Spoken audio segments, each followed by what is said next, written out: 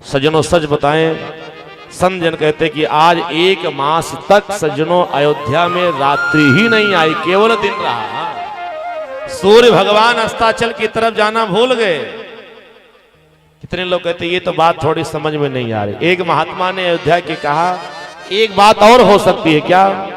कहा यह हो सकती है कि जब भगवान श्री राम का जन्म अयोध्या की उस पवित्र पावन धरा पर हुआ तो अवधवासी इतने ज्यादा प्रसन्न हो गए, इतने ज्यादा आनंद में भाव विभोर हो गए, भगवान के दर्शन की मनो इच्छा अपने मन में रख करके भगवान के दर्शन की उत्कंठा लेकर के ऐसे नृत्य करने लगे कि कब सूर्योदय हुआ, कब सूर्य अस्त हो गया, कब रात्रि आ गई, कब दिन आ गया, ये अवधवासियों को पता ही नहीं चला। वो आनंद में भगवान का दर्शन करके पागल हो गए थे।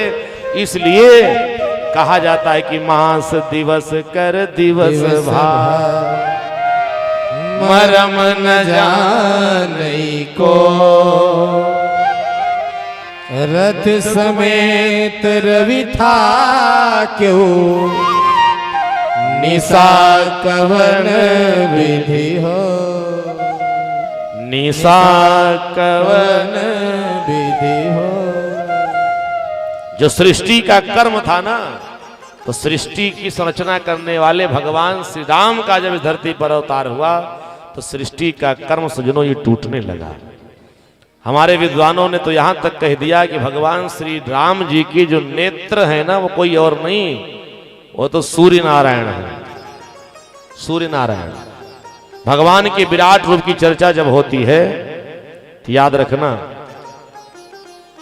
तो कहा जाता चंद्रमा मनसो जाता चक्षो सूर्यो वजायत।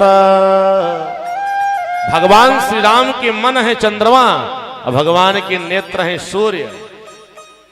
अब जरा आप विचार कीजिए, जिनके नेत्र ही सूर्य नारायण हैं तो भगवान अपने जन्म पर अपने नेत्र को ही एक जगह अयोध्या में स्थापित कर दिया, रोक दिया। इसलिए अयोध्या में 1 महीने तक केवल दिन ही दिन रहा। बोली भक्तवत्सल भगवान की, रात्रि आई ही नहीं, केवल दिन रहा। मास दिवस कर दिवस भा, मरम न जाने को, रथ समेत रवि था क्यों, निशा कवन विधि हो। किस तरह से रात्रि आवे, क्योंकि एक स्थान पर भगवान सूर्य भी राम जी के दर्शन पाने के लालायित हो गए।